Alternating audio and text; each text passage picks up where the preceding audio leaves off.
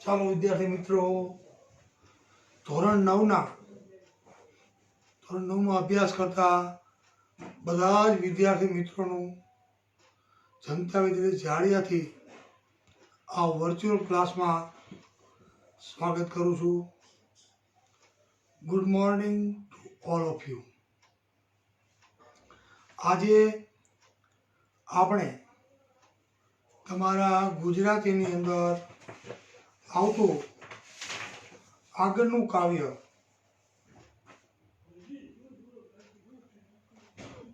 19મું કાવ્ય છે. તમારું 19મું કાવ્ય પપ્પા હવે ફોન મૂકું.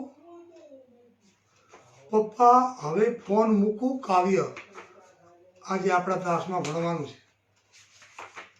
બરોબર ધ્યાન રાખીને બેસજો. આપણે આ ગીતની સરસ રીતે આજે ચર્ચા કરીશું. અને આ કાવ્ય જ્યારે દીકરીનું છે, જે માનું કાવ્ય આપણે ભણ્યા ગોદ માથની ક્યાં, ત્યારે જે માતાનું વિલક્ષણ પાત્ર છે, અદ્વિતીય પાત્ર છે, અતુલિત પાત્ર છે, એવા માના પાત્રના આપણે ગુણ ગાયા. બાળકના જીવનમાં પરિવારમાં માનું શું મહત્વ છે એની આપણે ઘણી બધી દ્રષ્ટાંતો સાથે વાતો કરી. હવે આજનું જે આ કાવ્ય છે એ કાવ્ય દીકરી વિશેનું છે બાળકો. અને દીકરી વિશેનું આ કાવ્ય, એની અંદર પરિવારનું બીજું એક ઉમદા પાત્ર, માના પાત્ર પછીનું પરિવારમાં ઉમદા પાત્ર કોઈ હોય તો હું માનું છું કે દીકરીનું પાત્ર છે. એવા દીકરીના પાત્ર વિશે આજે આપણે વાતો કરવી છે. અને વાતો કરતા કરતા શાંતિથી દીકરીના પાત્રને સમજતા સમજતા આ સુંદર મજાના કાવ્યને આપણે સમજવું છે, આપણે માણવું છે. ખાલી વાંચી નાખવું નથી. 2 મિનિટમાં કે 5 મિનિટમાં કાવ્યને પૂરું કરી નાખવું નથી. આપણે ખરા અર્થમાં એ કાવ્યને સમજવું છે અને માણવું છે. કોઈ પણ પરિવારમાં દીકરીનું મહત્વ અનેરું છે. ઘણી બધી દીકરીઓ પણ જ્યારે આ મારો વિડીયો જોશે ત્યારે એને પણ દીકરી હોવાનું ગૌરવ થશે. દીકરી હોવાનો એ આનંદ અનુભવ છે. માનું પાત્ર જેટલું વિલક્ષણ છે એટલું જ વિલક્ષણ પરિવારમાં દીકરીનું પાત્ર છે બાળકો. પપ્પાની ચિંતા કરે, મમ્મીની ચિંતા કરે, દાદા દાદીની ચિંતા કરે, નાના ભાઈની ચિંતા કરે અને પૂરા પરિવારને એક તાંતણે બાંધીને ચાલે, એનું નામ દીકરી. દીકરીને તુલસી ક્યારો કીધો છે, લક્ષ્મી કીધી છે. એક સરસ મજાનું મારા મોટા ભાઈનું લખેલું સરસ મજાનું પુસ્તક છે. હું તમને ક્યારેક અનુકૂળતા વાંચવા પણ આપીશ. વાંચવા જેવું પુસ્તક છે. એક વખત ક્લાસમાં ક્યારેક હું પુસ્તક લઈ આવીશ તો તમને ખ્યાલ આવશે કે દીકરીનું પાત્ર પરિવારમાં કેટલું અતુલિત અને અમૂલ્ય છે. આજે આપણું કાવ્ય છે 19મું કાવ્ય. પપ્પા હવે ફોન મૂકું કાવ્યનું શીર્ષક છે. પપ્પા હવે ફોન મૂકું. એના કવિ છે મનોહર ત્રિવેદી. મનોહર ત્રિવેદી કવિએ આ સરસ મજાનું ભાવવાહી ગીત આપણને આપ્યું છે. બહુ સરસ મજાનું કાવ્ય છે. એનો ભાવ બહુ સરસ મજાનો છે. પણ આપણે કાવ્યને વિધિવત સમજીએ, પંક્તિને કાવ્યની સમજતા જઈએ, એ પહેલા જેણે એ કાવ્યનું સર્જન કર્યું છે એવા કવિ મનોહર ત્રિવેદી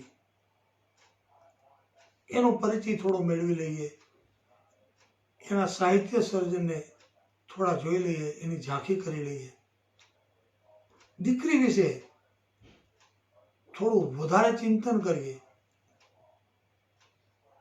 દીકરી કેટલી ડાય હોય, કેટલી જવાબદારીથી વર્તે, કેટલું બધું સહન કરે, બે પરિવારોને સાચવે, 20 વર્ષની થાય ત્યાં સુધી મા બાપ અને પરિવારને સાચવે, જતું કરીને જીવે. મમ્મી અને પપ્પા વચ્ચે કોઈ ક્લેશ હોય તો એને દીકરી જ મટાડે, પપ્પાને સમજાવે, મમ્મીને સમજાવે. ક્યારેક મમ્મી અને સાસુ વચ્ચે કોઈ મેળ ન હોય, કોઈ કંકાસ હોય, ત્યારે પણ દીકરી જ પતાવે.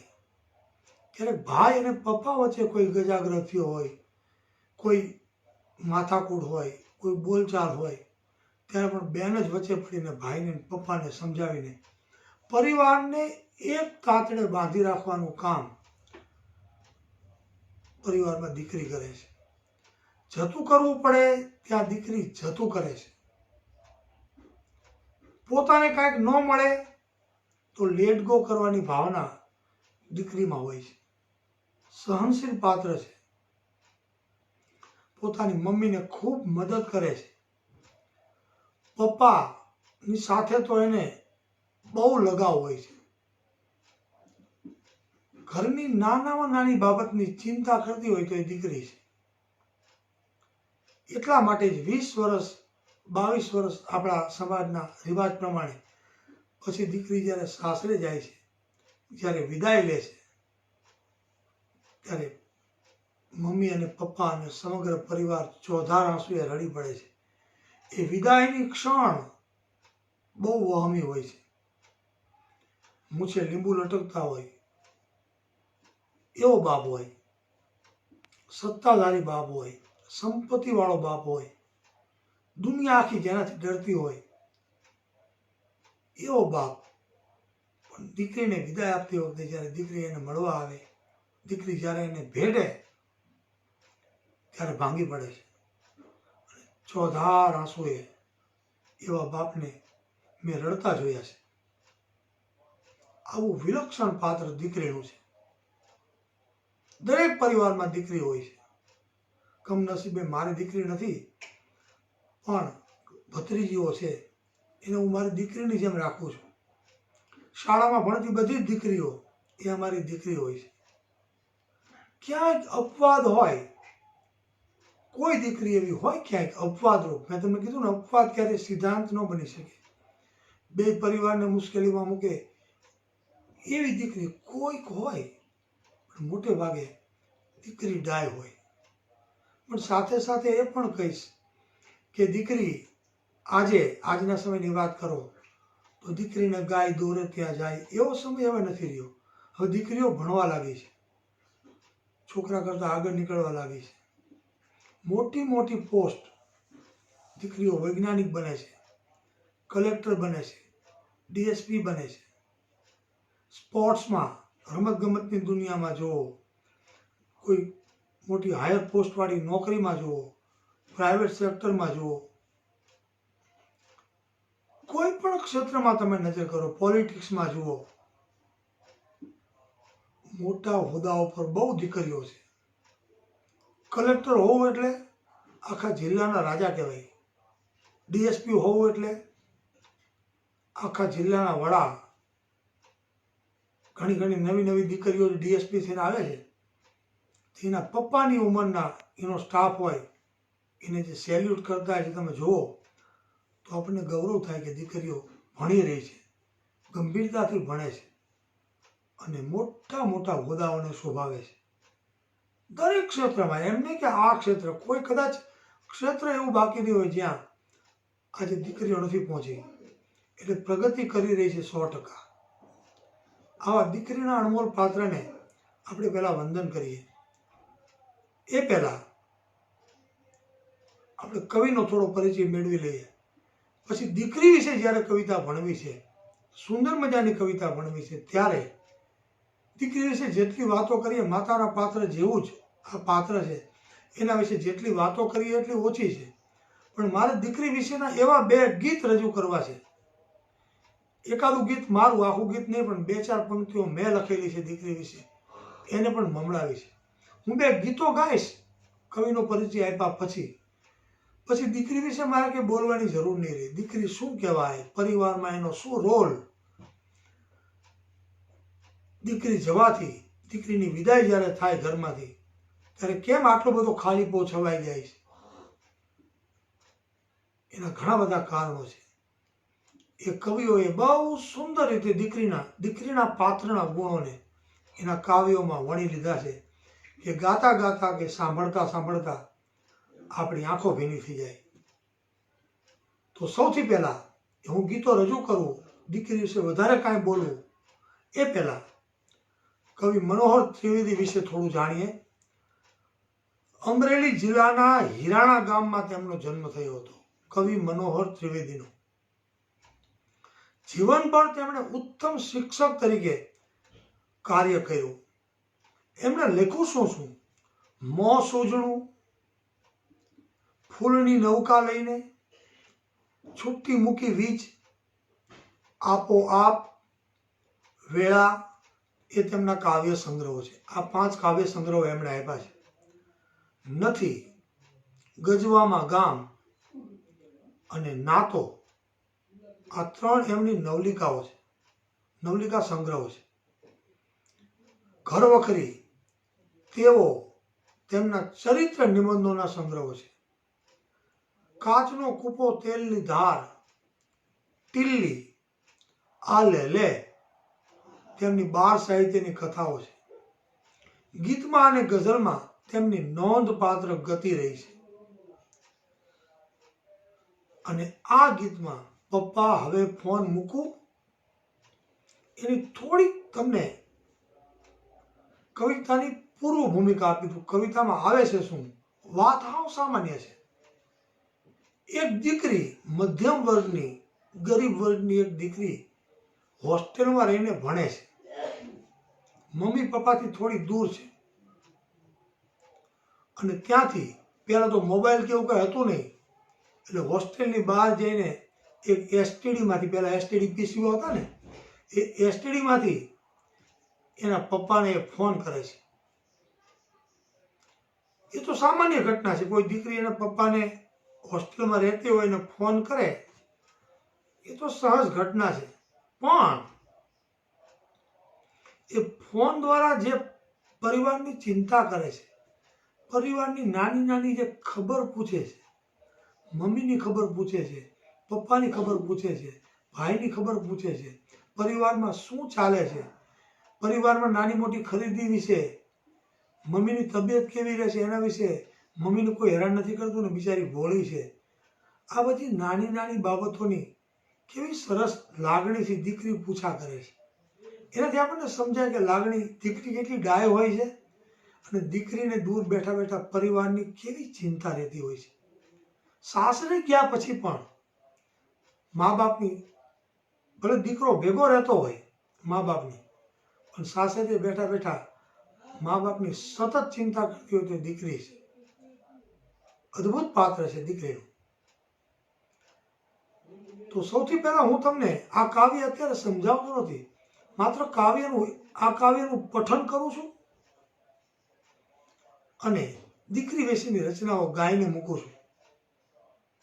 ત્યાં આપણો પાર્ટ 1 વિડીયો આપણે પૂરો કરશું અને બપોર પછી અથવા તો કાલના તાસમાં આપણે લીટી લીટીને સમજીને કાવ્યને ભણશું. અને પછી તમારે અઘરા શબ્દો, વૈકલ્પિક પ્રશ્નો, એનું સ્વાધ્યાય એ તૈયાર કરી લેવાનું અને લખીને મને પર્સનલમાં મૂકવાનું છે. તો બાળકો, માત્ર કાવ્યનું પઠન કરું છું, તમે સાંભળજો. આ કાવ્યને ગાઈ શકાય એમ નથી. આ ગીત એવું છે કે એનું પઠન કરીએ આપણે. તો કાવ્યની શરૂઆત જુઓ બાળકો, શાંતિથી સાંભળજો. તો પપ્પા હવે ફોન મૂકું, દીકરી બોલે છે. તો પપ્પા હવે ફોન મૂકું, તમને એ મોજ જરી આવે તે થયું મને એસટીડીની ડાળથી ટવકું. તમને એ મોજ જરી આવે તે થયું મને એસટીડીની ડાળથી ટવકું. હોસ્ટેલ તો ફાવે છે જેમ કે કાંટામાં સચવાતું ફૂલ. તોય એ તો ઉઘડે છે રંગ ભર્યું મહેકે છે ડાળખીમાં કરે ઝૂલાઝૂલ. ફાગણના લીલા કુંજાર કોઈ ઝાડવાનું પાન એમ થાય નહીં સૂકું. તો પપ્પા હવે ફોન મૂકું. ફરી વખત, તમને એ મોજ જરી આવે તે થયું મને એસટીડીની ડાળથી ટવકું. હોસ્ટેલ તો ફાવે છે જેમ કે કાંટામાં સચવાતું ફૂલ. તોય એ તો ઉઘડે છે રંગ ભર્યું મહેકે છે ડાળખીમાં કરે ઝૂલાઝૂલ. ફાગણના લીલા કુંજાર કોઈ ઝાડવાનું પાન એમ થાય નહીં સૂકું. તો પપ્પા હવે ફોન મૂકું. આગળ, મમ્મી બા જલસામાં બાજુમાં ઊભી છે નાના તો વાસણ છો માંજતી. કેજો આ દીકરીએ તારા સૌ સપનાઓ રાત પડે નીંદરમાં આંજતી. સાંભળો બાળકો, દીકરી કેટલી વ્હાલથી કાવ્યાત્મક શૈલીમાં કવિએ કેટલી સરસ રીતે એની ગૂંથણી કરી છે. મમ્મી બા જલસામાં, પપ્પાને પૂછે છે દીકરી, મમ્મી બા જલસામાં બાજુમાં ઊભી છે નાના તો વાસણ છો માંજતી. કેજો આ દીકરીએ તારા સૌ સપનાઓ રાત પડે નીંદરમાં આંજતી. સાચવજો ભોળી છે ચિંતાણું ભૂલકણી પાડજો ના વાંકું કે ચૂકું. શું લીધું સ્કૂટરને ભારે ઉતાવળા શમ્મુ તો કહેતો તો ફ્રીજ. કેમ છો જીદ્દી ને હપ્તા ને વ્યાજ વળી ઘર આખું ઠલવશે ખીજ. જાજી તે વાતુના ગાડા ભરાય કહું હાયકુમાં એટલે કે ટૂંકું. તો પપ્પા હવે ફોન મૂકું. ફરી વખત, મમ્મી બા જલસામાં બાજુમાં ઊભી છે નાના તો વાસણ છો માંજતી. કેજો આ દીકરીએ તારા સૌ સપનાઓ રાત પડે નીંદરમાં આંજતી. સાચવજો ભોળી છે ચિંતાળું ભૂલકણી પાડજો ના વાંકું કે ચૂકું. શું લીધું સ્કૂટરને ભારે ઉતાવળા શમ્મુ તો કહેતો તો ફ્રીજ. કેવા છો જીદ્દી ને હપ્તા ને વ્યાજ વળી ઘર આખું ઠલવશે ખીજ. જાજી તે વાતુના ગાડા ભરાય કહું હાયકુમાં એટલે કે ટૂંકું. તો પપ્પા હવે ફોન મૂકું. દીકરી એટલી જ બોલે છે. આખા કાવ્યની વિશેષતા છે. પપ્પા સામે જવાબ નથી આપતા, પણ દીકરીના જવાબ પરથી સામે પપ્પાએ શું કીધું હશે ફોનમાં એ આપણને આપોઆપ સમજાઈ જાય છે. પણ કેવી નાની નાની દીકરી ચિંતા કરે છે. હોસ્ટેલમાં રહ્યા એના મમ્મી પપ્પાને કેવી યાદ કરે છે. સુંદર મજાની આ નાની રચના, નાનું ગીત માણવા જેવું છે. આપણે દ્રષ્ટાંતો સાથે એને સમજવું છે. પણ આ તો મેં માત્ર તમારી સામે પઠન કરીને મૂક્યું છે. પણ દીકરીનું પાત્ર કેવું છે. જ્યારે દીકરી વિશે કવિતા ભણીએ અને દીકરી વિશે કશું ન કરીએ, એના દિવ્ય ગુણોને ગાઈએ નહીં, તો મને કાંઈક ઘટતું હોય એવું ચોક્કસ લાગે. એટલા માટે મારો સ્વભાવ છે કે આ ગીતના માધ્યમથી આ દીકરીના પાત્રને, એના ગુણને ગાઈએ. બાળકો તમે સાંભળજો શાંતિથી કે દીકરી, તમારે પણ નાની બહેન હશે, મોટી બહેન હશે, ઘરમાં એનો કેવો રોલ છે, કેવી જવાબદારીથી એ વર્તે છે, એનું ક્યારેક નિરીક્ષણ કરજો. દીકરા હોય ડાયા હોય, દીકરાઓની ટીકા નથી કરવાની, પણ દીકરીઓ વિશેષ ડાય હોય. દીકરીઓ કેવી હોય એને આપણે સમજવી છે.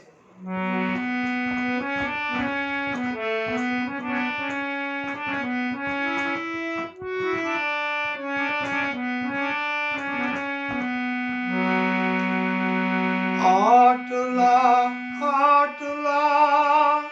વર્ષો જેણે રાખ્યું ઘરને હુંફાળું,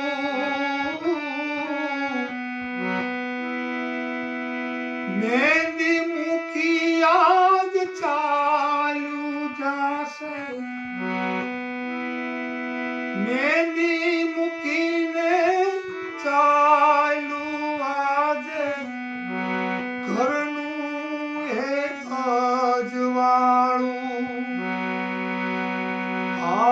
આટલા વર્ષો જેણે રાખ્યું ઘરને હુંફાળું,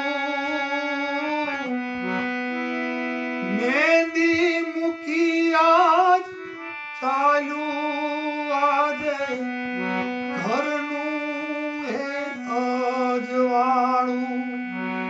શબ્દો સાંભળજો કવિના. દીકરી જાતા એમ લાગતું ગયો ગોખથી દીવો. દીકરીની વિદાય થયા કેવું લાગે? દીકરી જાતા એમ લાગતું કેવું કે ગયો ગોખથી દીવો. નહીં સંધાય હવે આ ફળિયું, નહીં સંધાય હવે એ ફળિયું, ગમે એટલું સીવો. જેની પગલી પડતા સઘળે થઈ જતું રજવાડું, જેની પગલી પડતા સઘળે થઈ જતું અજવાળું, મહેંદી મૂકીને ચાલ્યું આજે ઘરનું એ અજવાળું. રંગોળીમાં પડશે નહીં રે પેલા જેવી ભાત, દૂર દૂર રે ચાલી જાશે ઘરની આમીરા. આંસુથી ભીંજાશે સૌની આંખોનું પરવાળું, મહેંદી મૂકી ચાલ્યું જાશે ઘરનું આજવાળું. કવિ અનિલ ચાવડાની આ સુંદર મજાની રચના દીકરી માટે લખાયેલી આપણને ગાતા ગાતા પણ આપણી આંખ ભેગી થાય. તુષાર શુક્લ ગુજરાતી સાહિત્યના સુંદર મજાના બીજા કવિ, એણે પણ દીકરી વિશે એક સુંદર મજાની રચના લખી છે. દીકરી મારા ઘરનો દીવો, અજવાળાની હે, દીકરી હોય ત્યાં રોજ દિવાળી સુખની રે રમ છે. દીકરી મારા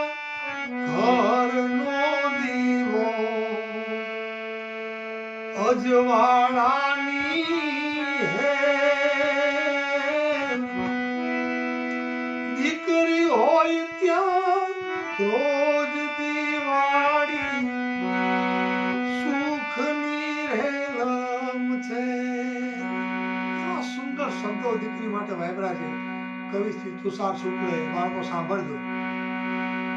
મમ્મી નો તું અંશ છે બેટા અને ઓળખ તું પપ્પાની. મમ્મી નો તું અંશ છે બેટા અને ઓળખ તું પપ્પાની. દીકરી તું તો લત સૈયારી. દીકરી તું દોલત સપનાની. સૈયારા સપનાની.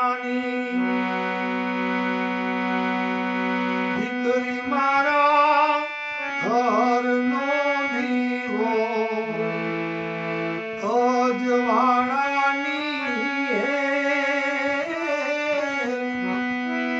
દીકરી હોય ત્યાં રોજ દિવાળી સુખની રેલમ છે.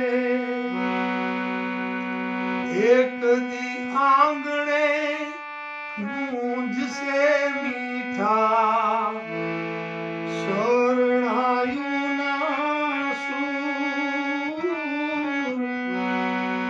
એક દી આંગણે ગુંજશે મીઠા સૂર ભરી શરણાઈ.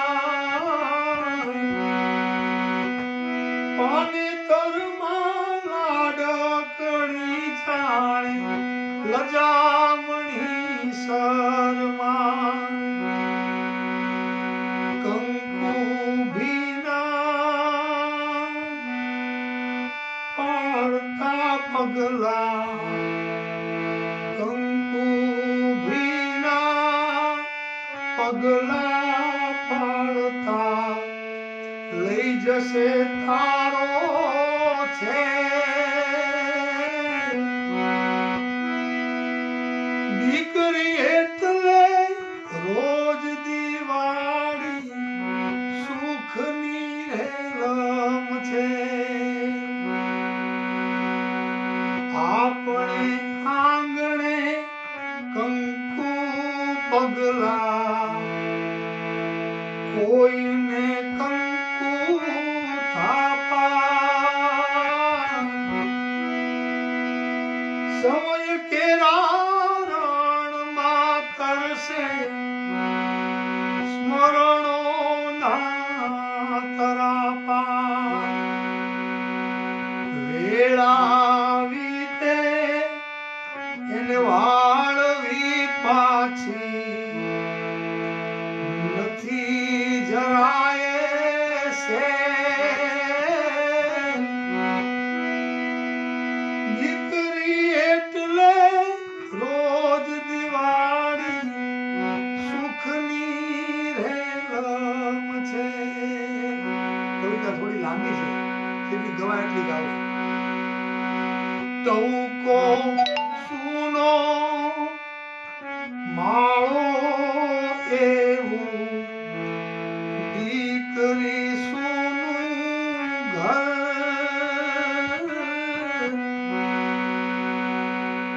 પક્ષીના ટવકા વગરનો માળો સૂનો લાગે. દીકરીની વિદાય ત્યારે ઘર ગમગીન લાગે, સૂનું સૂનું લાગે. એમ કવિ કહે છે ટવકા સુનો માળો એવું દીકરી સુનું ઘર. યાદનું વાદળ મનને ઘેર નયનોમાં ઝરમર. યાદનું વાદળ મનને ઘેર નયનોમાં ઝરમર. મનના માને મોરલા સંગે. મનના માને મોરલા સંગે જાય ધડકતી ઢેર દીકરી એટલે રોજ દિવાળી સુખની રહેલમ છે. છેલ્લી પંક્તિ. દીકરી માતાનો દિલ ધબકારો, દીકરી પિતાજીના શ્વાસ, દીકરી માતાનો દિલ ધબકારો, દીકરી પિતાનો શ્વાસ. ઈશ્વર એને દીકરી દેતા જેના પર વિશ્વાસ. ઈશ્વર એને દીકરી દેતા જેના પર વિશ્વાસ. છેલ્લી પંક્તિ. પાંચ આંગળીએ પરમેશ્વરને, આ પાંચ આંગળીએ પરમેશ્વરને જેણે હોય પૂજે. દીકરી એટલે રોજ દિવાળી સુખની રહેલમ છે. દીકરી એટલે ઘરનો દીવો અજવાળાની હેલ. દીકરી હોય ત્યાં રોજ દિવાળી સુખની રહેલમ છે.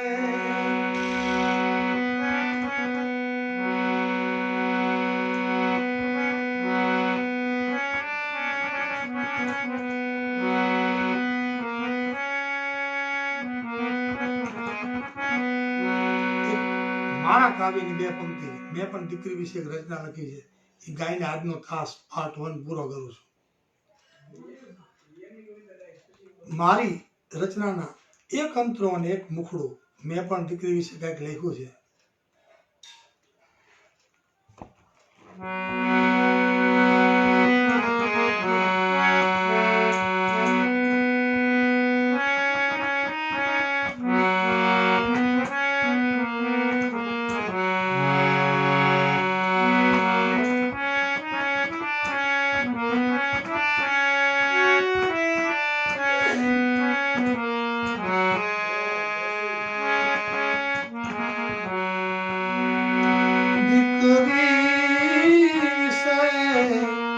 લખતા મને દીકરી વિશે લખતા મને એનો ભાવ ભરાય છે. ફૂલડા સમી ફૂલડા સમી દીકરી સદા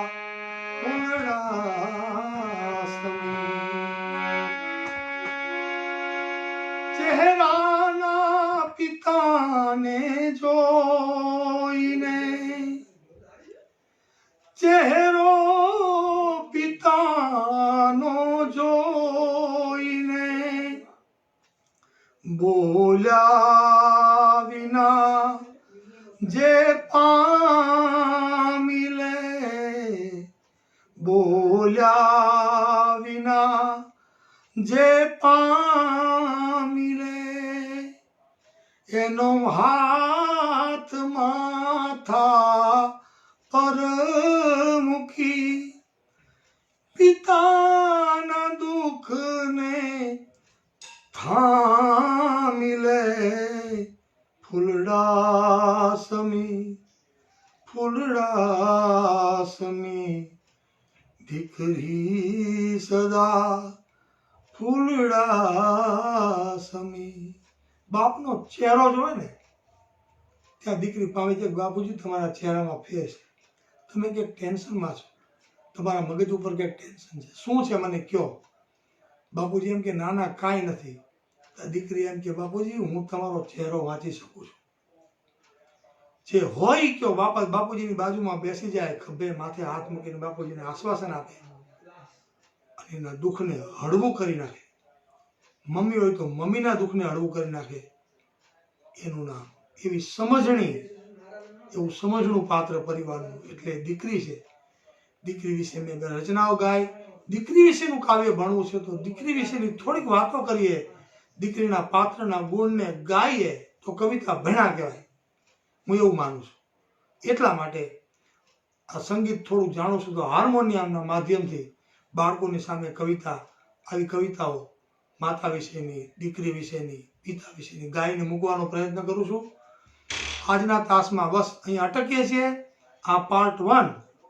પાર્ટ 2માં જે મુખ્ય કવિતા છે પપ્પા હવે ફોન મૂકું, એ કવિતાને દ્રષ્ટાંતો સાથે બીજા તાસમાં પાર્ટ 2માં આજે સાંજે અથવા કાલે સવારે સમજવાનો પ્રયત્ન કરશું. ત્યાં સુધી 9મા ધોરણના બધા બાળકોને વર્ચ્યુઅલ ક્લાસ જનતા વિદ્યાલય જાળિયાથી નવીનભાઈના નમસ્કાર. આવજો બેટા.